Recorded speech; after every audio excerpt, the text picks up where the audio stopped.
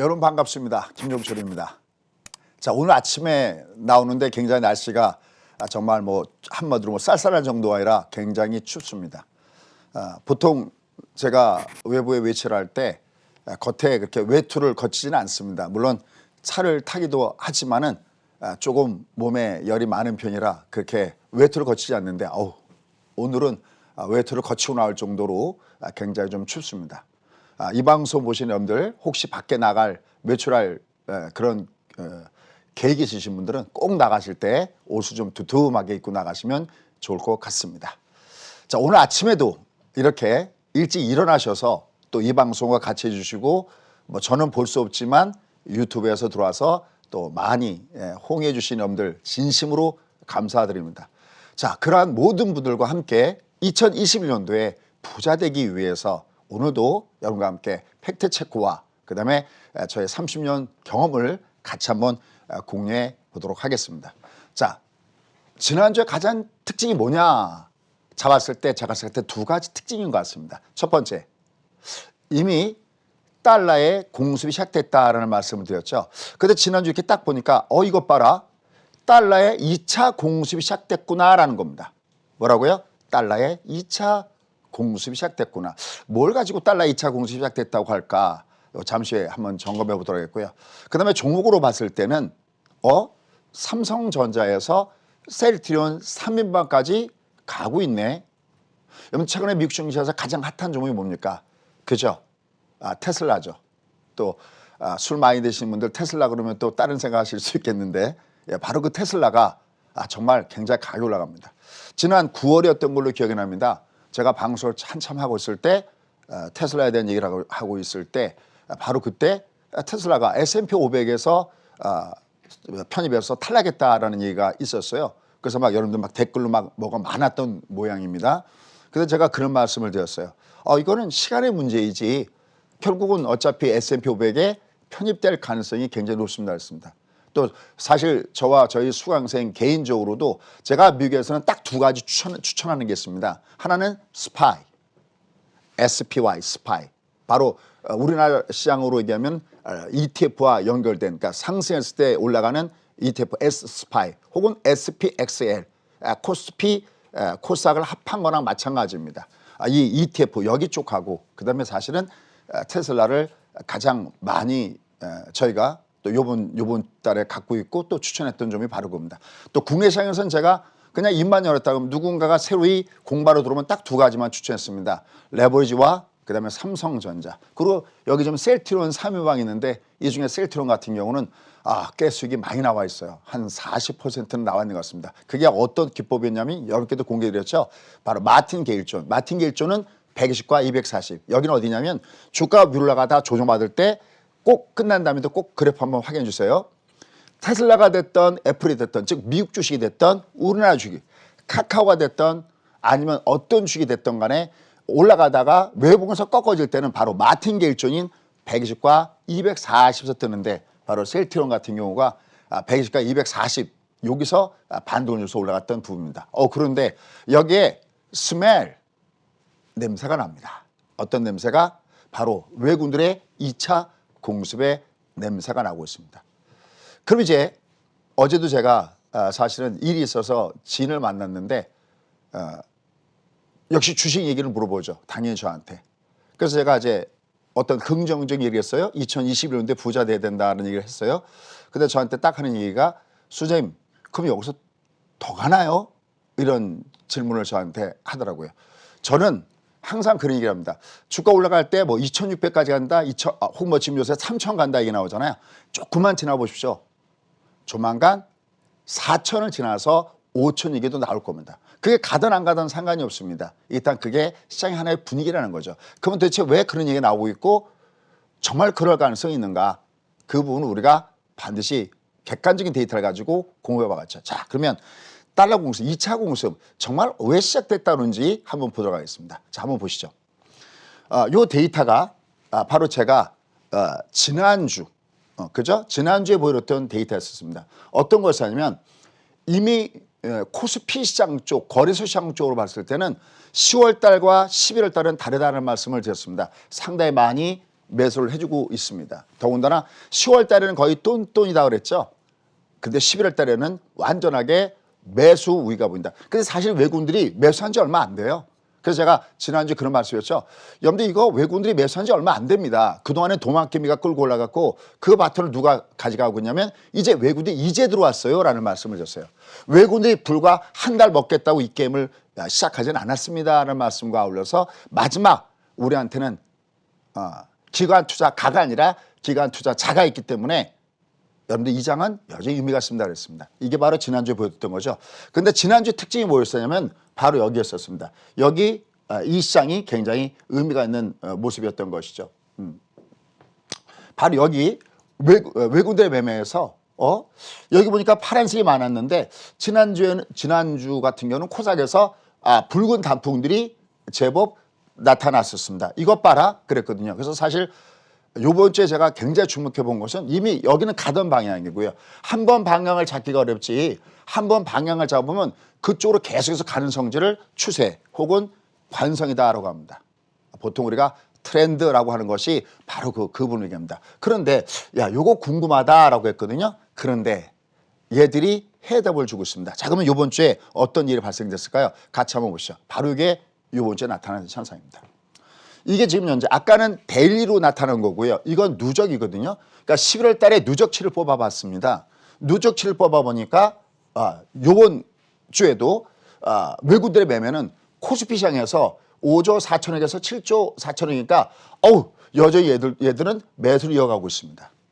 여기서 중요한 게 보통 우리가 뭐 손바뀜 현상 혹은 뭐 주도주의 교체 현상 뭐 기타 등등 여러 가지가 나왔을 때 먼저 가던 것은 그다음에 잠깐 쉬고 그다음에 새로이 부각됐는데 이쪽은 이쪽대로 계속해서 담아갔습니다. 얼마를 더 담았느냐? 지난 일주일 동안에 2조를 더 담아갔습니다. 근데 이쪽을 보시죠. 이쪽을 보시면 재밌는 게 11월 20일까지 그러니까 초순 중순까지 20일까지 모았던 금액이 누적으로 한 4,600억 정도인데 20일 동안에 모았던 그 금액을 딱 1주 만에 같은 대략 한 똑같죠. 한 4,600억인데 곱하기 2하면 딱 얼마가 나오냐면 9천억이 나오죠. 대략 한 1조 가깝게 외국에 담기 시작했습니다. 그러니까 뭐냐면 여기도 담고 여기도 담습니다. 수재님 더 간단하게 표현할 수 없나요? 그래서 저는 이거를 외국인들이 어떤 현상을 탓하고 있냐. 소위 제가 많이 표현하죠. 줍줍 그냥 담기 시작했다는 겁니다. 왜요? 우리나라 시장을 긍정적으로 봐서 물론 그렇습니다. 근데 하나 더 있습니다. 이거 뭐냐면 이것 봐라. 그럼 앞으로도 돈 가치를 봤을 때 달러의 가치는 앞으로도 좀 더 내려간다고 보는 거구나. 우리나라 원화의 가치는 여전히 위로 올라간다고 보는구나. 소장님 그래도 중간중간에 반동을 주던데요. 주가의 성질 모든 것의 성질은 항상 지그재그가 있습니다. 중요한 것은 어딜 향해서 가느냐라는 거였죠. 그래서 지난주에 손흥민 선수의 골은 어딜 향해서 가고 있느냐? 상대방 골대를 향해서 가듯이 얘는 우상향을 향해서 간다는 겁니다. 그래서 지난주 특징을 보면 이거 봐라. 이제 1차 공급은 여기는 알겠는데 여긴 별로였는데 이거 봐라. 이제 이쪽까지도 2차 공수입이 시작되고 있구나. 다시 말씀해서 외국인들의 공주의 범위가 넓어지고 있구나라는 것을 느낄 수가 있었습니다. 그래서 좀 더 가까이 좀 들여다봤습니다. 어떤 현상이 생겼는가. 그래서 셀트리온 3인방을 한번 제가 데이터를 찾아봤습니다. 한번 보시죠. 여러분 아시다시피 셀트리온 3인방 중에서 셀트리온은 코스피에 있는 거죠. 코스닥이 아니죠. 그런데 여기 보시면 셀트리온 제약이라든지 셀트리온 헬스는 아시다시피 코스닥에 있죠. 시가총액 금메달과 은메달 시장까지 합해서 금메달 금운동을 다 차지하고 있는 것이 이쪽입니다. 근데 한번 보시죠. 보시면 여기 중간에 약간 파란 것이 보이긴 하지만 눈에 팍 띌 겁니다. 여기 보시면요. 중간에 이게 아주 굉장히 눈에 띄는데 중간에 수요일을 보면은 외국인들이 털고 기관들이 개인 투자가들이 털고 또 기관들도 매도 때리는데 그걸 전부 다 싹 모아간 것이 누구였냐면 외국인들이었습니다.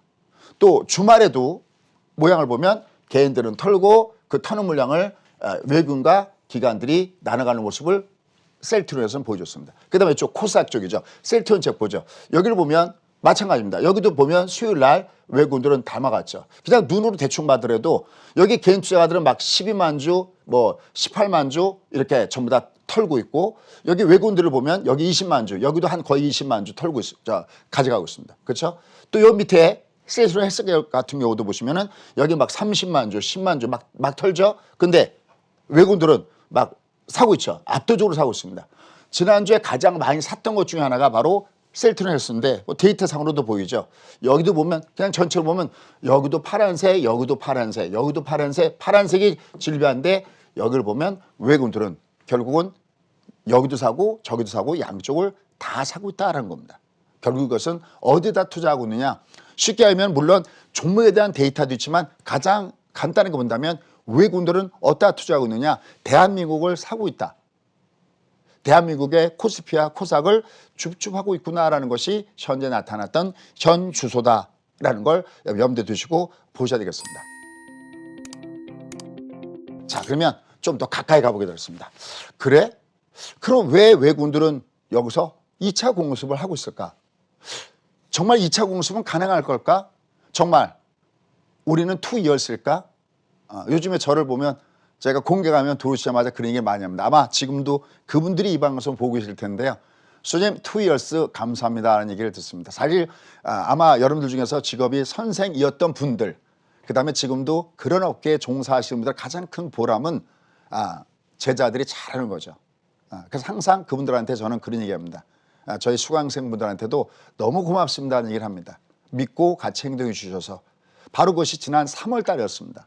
3월 달에 굉장히 힘들었었죠. 그죠? 그 폭락하는 가운데서 3월 19일 날 그때 기억나십니까? 빅스였죠. 빅스가 장대 몰접수 꼭지를 쳤을 때 드디어 장은 시작됐구나. 여러분 이 장은 나중에 코비드-19 코로나19 끝날 때쯤 되면은 저 정도가 있을 겁니다. 근데 저 정도가 있습니다. 근데 저 정도가 있는 여기도 1차 바닥에 불과하다는 겁니다. 이 장은 올라가다가 어딘가 또 두드려 맞아도 거긴 또 한 번의 2차 바닥. 지금의 장의 바닥은 무슨 바닥이다? 유동성 바닥. 경기보다 먼저는 유동성 바닥에 연장선상에 놓여져 있고 어디까지 가든 마찬가지입니다. 언제까지? 금리를 최소한 올리기 전까지는 유동성 바닥, 1차 바닥에 연장선상에 있고 또 한 번 무너져도 그 다음 장세는 소위 실적 장세의 바닥으로 두 번째 바닥을 형성하면서 간다라는 것이 제가 항상 얘기했듯이 빅픽처의 그림입니다. 저는 항상 빅픽처를 중요하게 생각합니다. 왜냐? 제가 참 그런 경험이 많습니다. 특히 제가 2001년도에 소위 9.11 테러 이후에 얘기를 많이 하는데 장은 여기서부터 이만큼 갔습니다. 근데 뭔가 열심히 했다고 하는데 나중에 성적표를 까보면 기대 이하였다는 겁니다. 직업이 소장인데도 말이죠. 한심했습니다. 스스로가 너무나 한심했습니다. 왜 그랬을까요? 바로 빅픽처의 그림을 본 게 아니라 그냥 트레이딩하기 바빴던 겁니다. 여러분들 이걸 구별하셔야 됩니다. 트레이딩과 투자를. 여러분들 그런 질문 많이 해요. 여기서 요번에도요. 저희가 요번에도 한 11월 달에 저희가 공방을 한 2번 정도 했는데 들어올 때 다른 얘기 하지 않았습니다. 왜냐하면 이미 저랑 같이 공방했다 들어온 분들 중에서는요. 이미 자기가 주식이 질비해요. 거기다 무슨 추천 종목을 뿌릴 필요가 전혀 없었습니다. 지금도 이 방송 듣고 있을 겁니다. 아침에 열심히 어쩌면 그분들이 우리 종철쌤 나왔다고 아마 그분들이 응원해주고 계시지 않을까 싶은데 딱 2가지 추천했습니다. 여러분들 레버리지 있으세요? 없으세요? 없어요? 그러면 레버리지 사세요. 다른 걸 사지 마시고요. 삼성전자 없으세요? 그러면 삼성전자 사고 배당 넣어놓으세요. 어떤 분, 수님 여기서 조정받으면 어떨까요? 그게 트레이딩이에요. 트레이딩은 내가 맞춰야지 먹어요. 즉 내가 샀는데 얘가 내려갔다. 그럼 난 트레이딩에서 틀린 거죠. 그럼 파생할 때 쓰는 겁니다. 레버리지가 큰 파생할 때는 이걸 타이밍을 맞춰서 들어가서 밑에서부터 잡고 위에서 던지게 됩니다. 근데 제가 얘기하는 투자는 그게 아니라 줍줍 입구로 투자합니다. 얘를 맞추는 게 아니라 사서 설령 내려가더라도 큰 그림은 저기 있거든요. 그런 얘기했죠.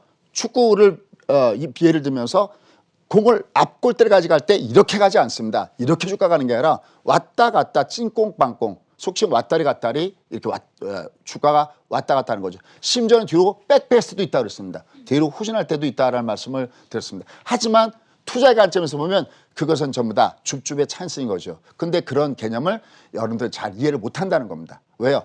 저도 소장이었는데도 2008년 지금도 소장이지만 말씀드렸던 대로 2001년도에 9.11 테러 터졌을 때도 그때도 소장이었는데도 저도 줍줍이 아니라 트레이딩을 하고 있었던 겁니다. 그래서 항상 저는 TV에 나면 빅픽처 그럼 얘기합니다. 여러분 이 장은 2이어스가요. 그래서 점심 때 여러분들 좋아하시죠? 저도 굉장히 좋아하고 실력도 있는데 아주 마음이 따뜻한 우리 최 회사님의 빅샷. 어느 날 주가 이렇게 올라가면 저한테 소재님 2 years 그런 얘기합니다. 또 어떤 날은 저한테 레버리지 축하합니다 해서 저도 깜짝 놀랐습니다. 아, 내가 메시지를 제대로 전달하긴 전달했구나. 그냥 저를 보면 2 years가 생각나고 또 왜 저를 보면 레버리지가 생각나는가 봅니다. 그럼 제가 아주 제대로 빅픽처에 그러면 잘한 겁니다. 왜요? 똑똑해서요? 아니요. 저는 학교 다닐 때 한 번도 1등한 적은 없습니다. 바보는 아니었지만 1등한 적은 없습니다. 다만 제가 느낀 건 어떤 거였었냐면 우리가 천재가 아닌 우리가 1등이 아닌 우리가 1등만큼 수익을 내는 방법이 뭘까를 연구했는데 그것은 픽픽처밖에 없다라는 사실을 했습니다. 지금도 여러분들 아마 트레이딩 하시는 분이 많이 계실 겁니다. 그거는 파생 같은 거 할 때 트레이딩은 반드시 필요합니다.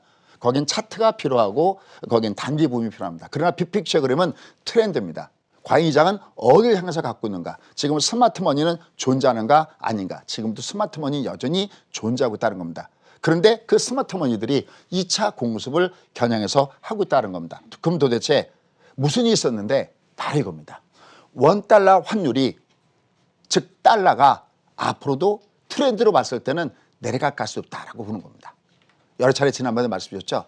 근데 그 내려가는데 거기다가 더 힘을 가진 것이 누구냐? 바로 제가 여러 차례 말씀드렸죠. 제가 개인적으로 가장 좋아하는 분 중에 한 분이다라고 했던 제닛 옐런입니다. 저는 지난 제닛 옐런에 대해서 제가 상당히 많이 이렇게 나름대로 기사를 모집하고 또 많이 연구를 하는데요. 참 이분은 이런 거 있죠. 정말 가슴은 따뜻한데 머리는 차가운 대표적인 분이 제닛 옐런 바로 이분입니다. 자, 그럼 왜 제닛 옐런 효과가 여기서 더 가능한가? 자, 첫 번째요. 이 제닛 옐런은 누구나가 얘기할 때 비둘기파 이렇게 얘기를 합니다. 근데 이 뒤에 상징적인 의미를 했습니다. 그럴까? 레알? 그렇구나. 자, 그럼요. 첫 번째 비둘기파? 그럼 아마 여러분들 헷갈릴 수가 있습니다. 일단 비둘기파는 어떤 건 아시죠? 우리가 연준이 금리를 결정할 때는 두 가지를 가지고 금리를 결정합니다. 하나는 인플레이션 타겟팅, 물가를 갖고 결정하고 하나는 인플레 타겟팅, 고용을 갖고 결정합니다. 물가를 기준으로 해서 금융 정책을 긴축으로 가져가는 사람을 매파 성향이 있다라고 얘기하고 성장 중심으로 경기 중심으로 해서 통화 정책을 완으로 가져가는 사람을 비둘기파 그러는데 제닛 옐런은 바로 비둘기파에 속한다는 것이 바로 전체적인 평론입니다. 물론 비둘기파적인 성향 맞습니다. 그런데 한 가지 알아야 것이 있습니다. 여러분들 예전에 개그 프로 중에서 이런 게 있었죠. 그때 달라요. 그렇습니다. 제닛 옐런은요. 그냥 비둘기파라고 얘기하기보다는 그때 달라요. 군자 표변 상황에 따라서 빨간불이 나오면 멈춰주고 녹색불이 나오면 전진하고 그때 다른 어떻게 보면 오히려 제가 봤을 때 비둘기파적인 성향이라는 표현보다는 군자 표변을 잘하는 상황에 대처를 잘하는 그런 능력자가 아닌가라는 생각을 해봅니다. 구태 하나 붙인다면 여기다 왕자 하나 더 붙이고 있습니다. 왕 비둘기파. 왜 그런지 알아야 매매를 하죠. 여러분들 왜 3월 달부터 인디언의 교재가 통한다고 그렇게 얘기하고 맨날 뵐 때마다 2 years. 왜 이런 얘기를 하는데도 왜 배팅이 안 됐을까요? 왜냐하면 자기가 교육이 안 돼서 그렇습니다.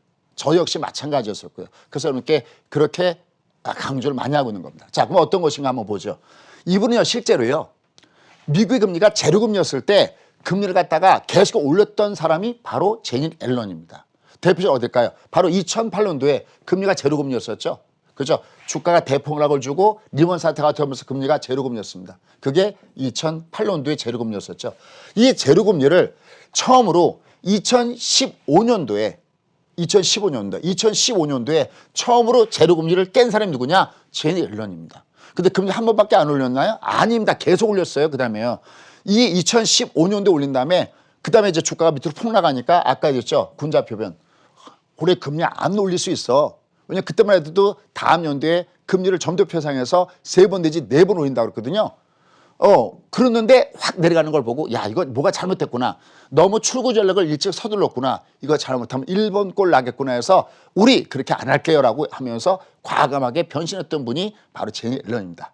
그래서 아주 여기서 제가 홀딱 반해버렸습니다. 이때 제가 TV에 나와서 뭐라 했냐면 2016년 2월 달에 드디어 2차 인천 상륙작전 시작됐습니다라고 얘기할 때가 바로 그때입니다. 근데 이분이 또 있다가 언제 금리 올리느냐? 2016년도 12월 달에 금리 또 올렸습니다. 그 다음에 2017년도에 연속으로 금리 올렸습니다. 이분의 재임기간, 이 페디스트의 재임기간 언제냐면 2014년부터 2018년도까지 4년 동안 있었죠. 그 다음에 지금의 제롬 파일한테 바로 넘겨줬죠. 이때 2015년, 16년, 그 다음에 2017년 땅땅땅 연속적으로 금리 올렸습니다. 근데 왜 이분을 피드기파다라고 얘기하는 겁니까? 그건 왜 그러냐면 바로 금리 올릴 때 소위 베이비 스텝. 우리가 베이비 스텝, 그린스펀의 베이비 스텝이라는 것은 빅 스텝이라는 것은 0.51 이렇게만 올리는 걸 갖다가 빅 스텝이다라고 얘기하고요. 0.25시 시장이 충격을 받지 않게 올리는 것을 베이비 스텝이다 그러는데 베이비 스텝을 올리고 되도록이면 보고 연속적으로 올리는 게 아니라 보면서 상황을 봐가면서 적절하게 여기서도 그래서 2015년 이후에 1년 만에 금리 올리면서 그래서 바로 비둘기파적인 성향이 있다 이렇게 얘기를 하는 겁니다. 자, 그럼 그 다음에 보도록 하겠습니다. 앞서 얘기했던 2016년도 2월 달에 항복선언을 했습니다. 말은 제가 항복선언을 했지만 여기서 역시 유능하신 분들은 바로 저거구나. 자기가 잘못했을 때는 잘못됐다고 얘기하고 제가 맨날 그런 이야기하죠.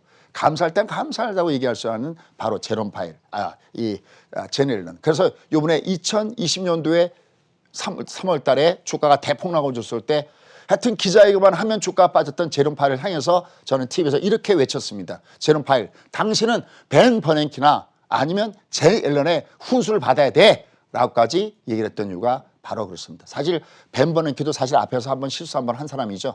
근데 이 제니 옐런은 자기가 재임 기간에 주가 흐름을 보면 정말 완만하게 왔다 갔다 하면서 우상향을 보였던 대표적인 인물이 바로 제니 옐런입니다. 그래서 월가는 환영하고 있고 싫어하는 사람이 없다는 것이죠. 자, 이분의 전문성이 굉장히 두드러집니다. 이분은요, 그린스펀 의장대를 거쳐서 이때는 지역 연방의 총재였었습니다. 여러분들 이사들이 금리 결정할 때 투표하는 거 아시죠? 바로 그린스펀 시절을 거쳤고요.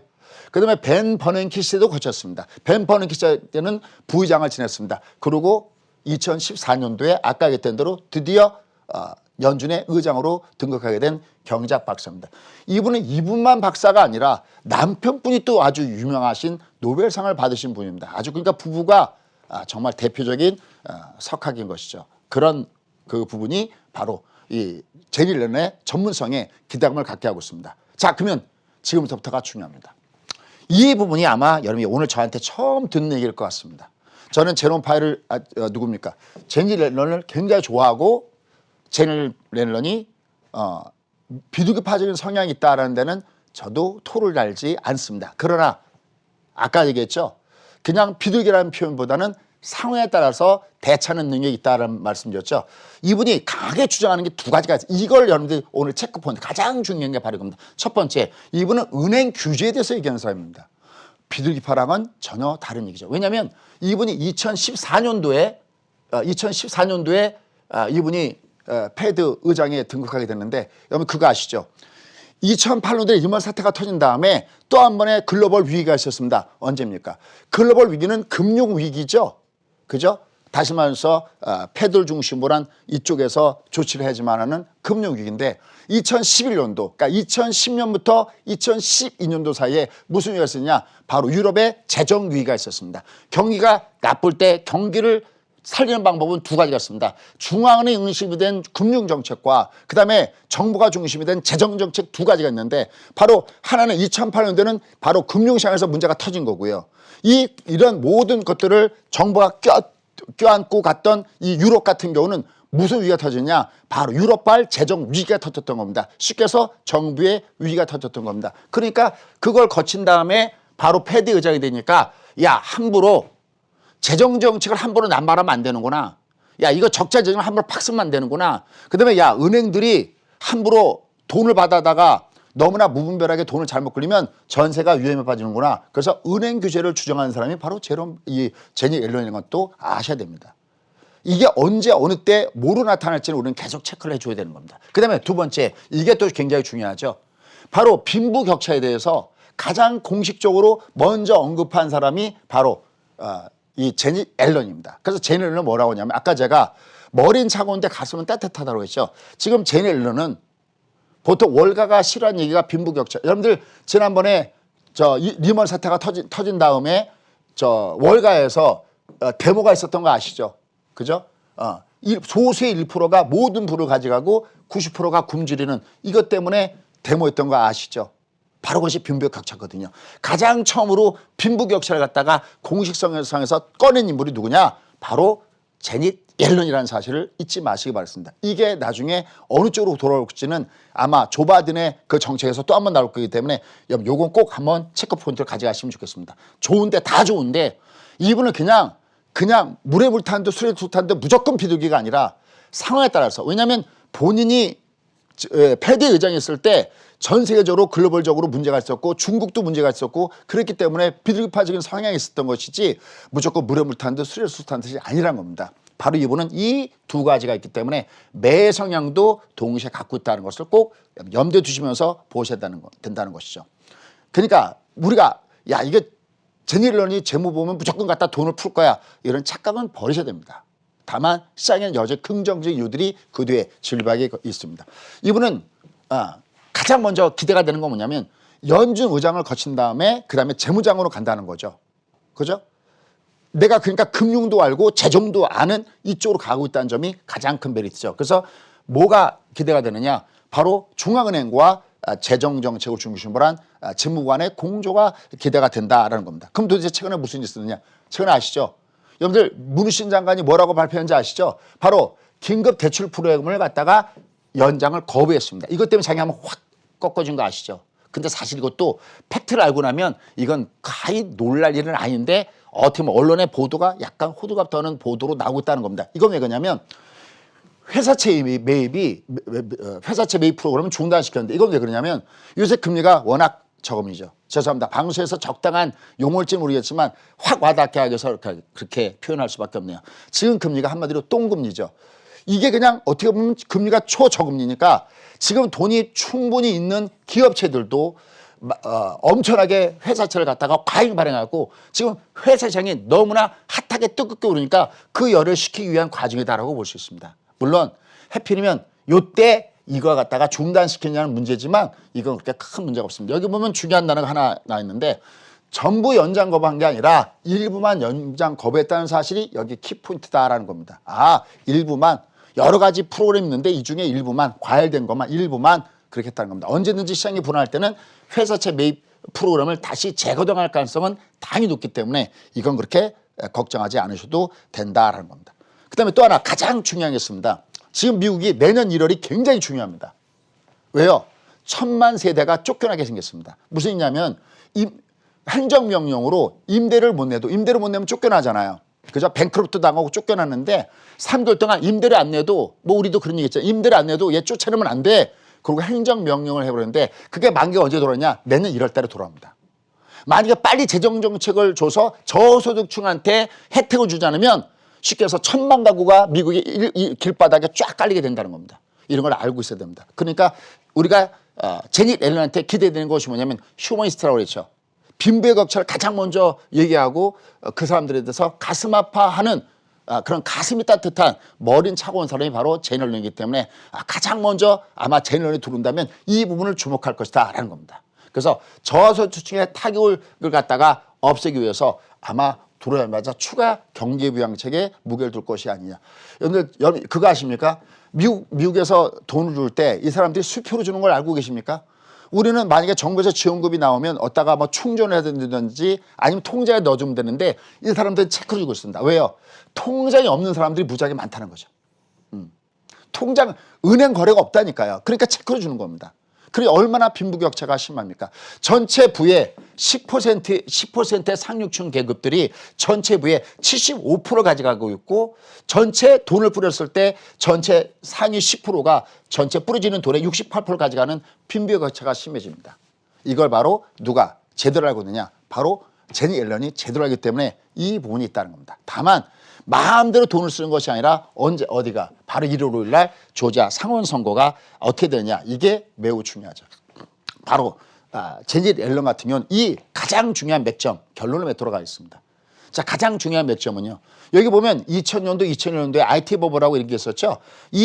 꺾어지는 거. 그다음에 여기서 다시 그린스펄 중심에서 여기서 이걸 살아나는 이것들, 그다음에 글로벌 금융위기가 나왔을 때 또 이걸 헤쳐나가는 거, 이 산전수전 공중전 다 거친 것이 바로 젠 앨런이기 때문에 여기에 대한 기대감이 많습니다. 시간이 별로 없어서 제가 빨리빨리 넘어가는데 이건 나중에 제가 좀 더 자세하게 들었습니다. 자, 그러면 오늘의 마지막 그림을 한번 보도록 모고스탠리 이제 익숙하시죠? 경기 우상향 이것도 익숙하시죠? 그 다음에 골드만삭스에게도 익숙하시고 제가 지난주에 보여드렸던 것이 바로 반도체 빅사이클 둘이죠. 자, 그럼 이번 주에는 뭐로 마지막 씬을 장식할까? 바로 이겁니다. 보시죠. 여러분들 계좌가 만약에 취소 관련인데도 못 벌고 있다. 그러면 여러분들 여기에 속하신 겁니다. 동학개미 그렇게 잘했다 그러는데 11월 달에 보니까 코스피 레버지입니다. 여기 보시면 개인 투자가들이 온통 파란 색깔이죠. 파란 색깔입니다. 그죠? 근데 여기 보시면요. 여기 보시면 기관과 외국인들 매매 표시를 보면 오히려 기관과 외국인 표시는 빨갛습니다. 코스피 쪽입니다. 코닥도 한번 보도록 하겠습니다. 이쪽만 파랗죠. 지수는 이렇게 올라가는데 개인들만 갖다 털고 기관과 외국인들은 매수해서 움직였습니다. 그럼 도대체 어떤 일이 있었는데요? 보십시오. 이번 달에만 코스피 쪽의 레버지는 36%가 올라갔습니다. 이쪽도 26%나 올라갔습니다. 만약 여러분들이 아직까지 지수가 올라가는데 아직까지 손가락만 빨고 있다면 한 번 정도는 생각해 봐야 되지 않을까요? 앞으로는 지수가 올라갈 때는 나는 종합이랑 같이 움직이는 게 무엇인가를 항상 염두에 두면서 종합주가지수의 우상향의 흐름이, 경기 우상향의 흐름이 나의 행복이어라, 이걸 만들어야 되지 않을까 해서 오늘은 바로 2차 공습과 외국인들의 매매가 드디어 이제는 광범하게 넓어지고 있다는 말씀을 드리고 싶고요. 또 한 번 흔들리더라도 그것은 또 한 번의 2차 바닥이 있다는 말씀으로 오늘 강의를 마감할까 합니다.